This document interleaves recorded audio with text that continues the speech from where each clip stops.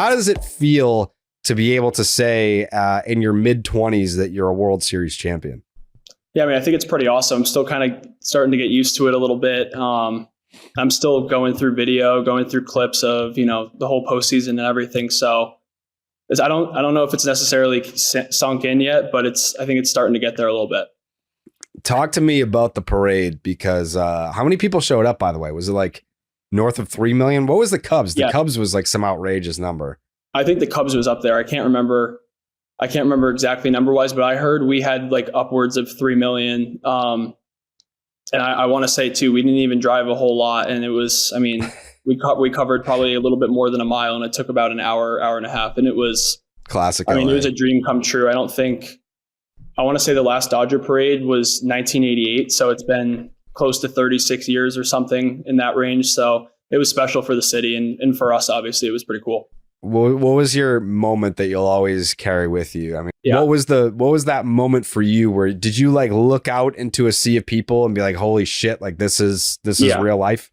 I mean, it pretty much got to the point where it looked like an endless amount of people. I think the coolest moment for me was just, we had 2 separate buses. So I think the team was split in half, and it wasn't pitchers or hitters on one or the other. It was kind of just a good mix of everybody. But I think my favorite moment was just kind of watching Kirsch take it all in. Yeah. Like the guy's done everything you could possibly do on a baseball field. He bleeds Dodger blue. And to see how special it was for him on that day, just in terms of what he's actually done, and him saying, this is one of the greatest days of my career. I think it made it a whole lot more special just because, the guy's done it all. You walk into that clubhouse and you see this guy's got an MVP, that guy's got an MVP, this guy's got Cy Youngs. What is it like walking into that clubhouse when you started the year at AA? Walking into a clubhouse where it's like, this is the fucking Avengers of Major League Baseball. Everyone is picking them to go the whole way, win the World Series. And I started the year at AA, and it's a who's who in this clubhouse, and I'm just trying to find my way. What is that like? For sure. I mean, the advice I got from some of our older staff just throughout the organization was, go in there, like, be quiet, work hard, like, ask questions, pick people's brains, this and that. But no, I mean, it's intimidating, no doubt. The first couple of days I was there, I also didn't go to big league camp too. So I didn't really have a relationship with any of the established guys other than younger guys who I was with in AAA for a good part of the year. But no, I mean, it's an all-star team, you know what I mean? Like there's no really one way or the other who you're going to get the most out of. I think in terms of, the bullpen role that I took on too for the first time in my career, it was just an unbelievable group of minds to kind of just bring together and kind of figure out routine wise what to do. And they made it comfortable for me. It was fun, as a rookie, like you're getting picked on or you're carrying speakers and beers and everything like that. So it's an unbelievable culture, and it took a little bit to get used to it and feel comfortable for sure.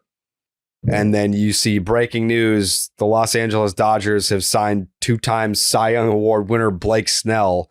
Like, do you kind of just sit there and be like, what are we like? This is crazy that and this goes back years. I mean, I know, I'm sure you have as a baseball fan before becoming a major leaguer, you followed what the Dodgers do. I mean, they either get to the World Series and then follow that up with a big offseason signing, or they get to the World Series and then they go out and trade for Max Scherzer and Trey Turner at the deadline the next year. Like, they never let up.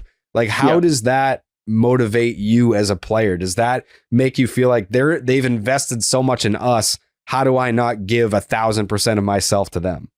For sure. And that's really the culture, I think, that is embedded in the entire organization. And at the end of the day, the better you develop players, you just have more capital in terms of, you can go out and trade for guys. You can go out and the return rate for us is so constant.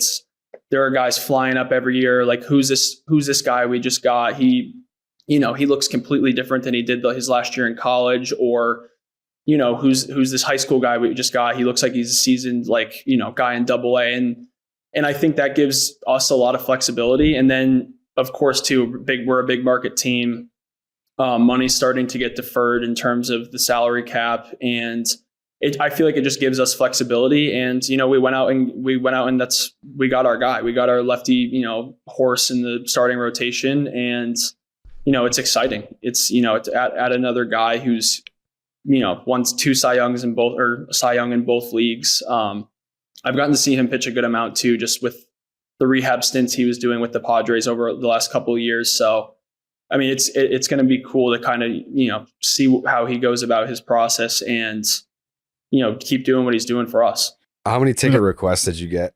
A lot. Like, ballpark it for me. I think for the Mets series, it had to be upwards of 50. And like, I obviously didn't give away 50 tickets. I'd be playing for free, but like, it was a lot. And then for the World Series, it was difficult. They capped us a little bit just because of, they're hard to get.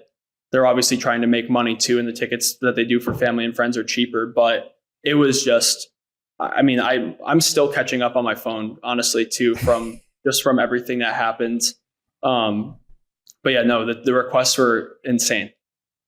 I think one of the first questions that I asked you was about walking into the Dodger clubhouse and, what your approach was and all that. And you mentioned, being a good listener, who is someone that you've gotten advice from? Like, who is someone? Because I mean, I don't know, like, it's a personality thing. Everybody's different. I don't know that I would have the balls to like approach a Clayton Kershaw. Like, have you had conversations with him? And I mean, I know Tyler Glasnow is fucking awesome. Like, he's one of the most approachable. He's just, no matter how much success he has, he will always be super down to earth. But who have you sort of had these conversations with and picked their brains and been able to actually take something from that?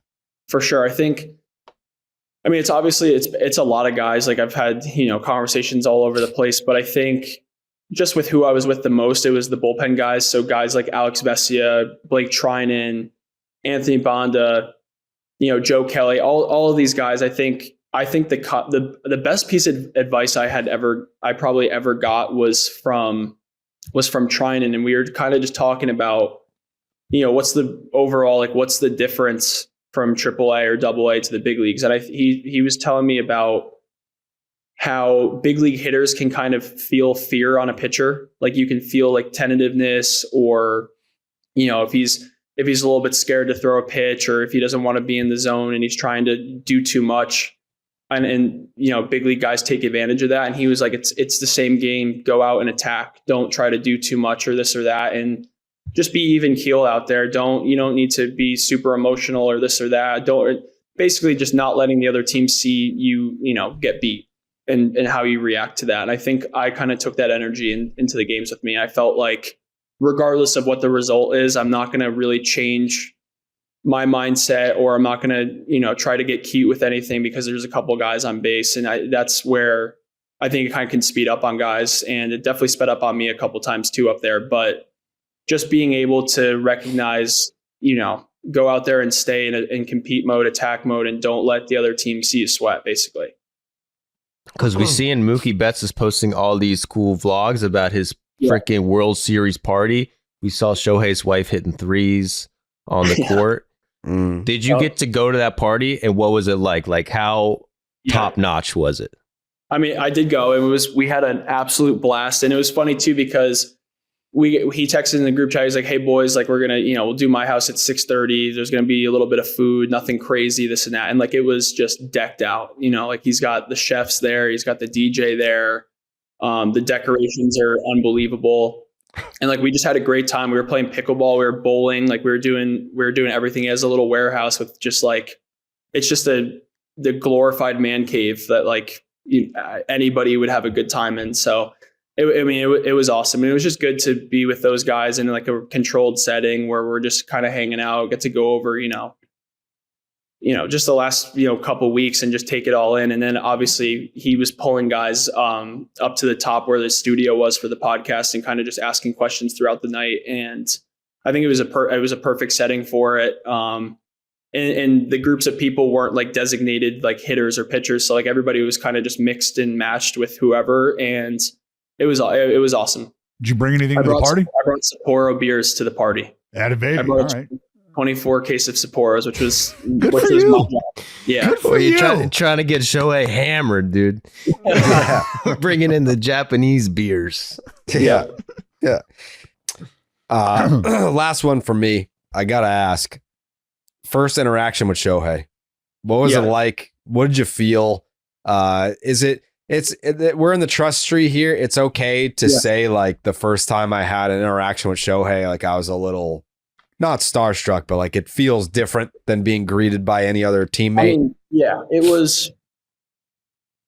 I remember I walked in and I was obviously like running around, like getting settled, saying what's up to everybody. But I think I just dapped him up and said, what up? And he said, what up? And then I made my debut and like he said, good job and everything. But like, again, like he's super, super soft spoken, respectful guy. Like he's not going to be the one running around the clubhouse and dancing and this and that. But like he was, I mean, it's Shohei Ohtani, you know what I mean? Like I'm walking in, I'm like, the guy looks like a sculpture of a human being. Like, what he does on a baseball field on a daily basis is incredible. And I think to share a locker room with him and, you know, obviously win a World Series in his first year as a Dodger after everything he's done in his career and not gotten to the pinnacle of where he wanted to be, that was super special. And, you know, I mean, I personally think he's the best baseball player ever to step on a field. So that's something that I can, you know, I'm going to tell my grandkids about at some point too and brag about it. So he's awesome.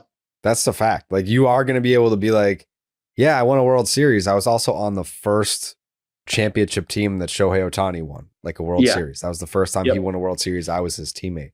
Like, no doubt. I know it's kind of like, you know, putting him on a pedestal. It's like, yeah, I won the World Series, but it's like on the same token to be able to say like, yeah, I was on the World Series team that Shohei Ohtani got his first ring. Even Mookie too. Like I grew up a diehard Red Sox fan. So, and I was a hitter my whole life up until pretty much, I threw a little bit in college my first couple of years, but I didn't make the shift until I got to UConn. And I mean, Mookie's my guy. Like that was who I looked up to in the big leagues. That's who I wanted to watch hit and play, and just how good of an athlete he is and what he's able to do on the field is incredible. So he was another guy where I was like, that's Mookie. You know what I mean? I feel like I got close with him. He took me under his wing, and kind of just to share that similarity with Boston was really cool. If you have a season where you start the year at AA and finish with a World Series title, how do you even go about creating a goals list for 2025? Yeah, I think that's another big thing too, was for me, it's just, I want to come into camp pretending like I haven't done anything and not be complacent or this or that. And just, you know, I think the goal is to just help the big league team win in any role, in any way, whatever it is. And then obviously just stay healthy. That's the biggest thing. It's just the availability of, you know, being good to go whenever you get asked to take the ball. And I think that's when, you know, you get to kind of separate yourself if you're one of those guys where there isn't much of an issue of, oh, can he recover in a day? Or, you know, can he start this game for us, this or that? And it's just being open to tackling any role. World Series champions. Ben Kasparius is one of them. Thank you so much for taking the time. This was awesome. This was a lot of fun. We'll do this again. As you continue to climb that ladder. We'll be rooting for you. And no doubt. Appearance number 2 is coming up. ご視聴ありがとうございました。チャンネル登録と高評価よろしくお願いします。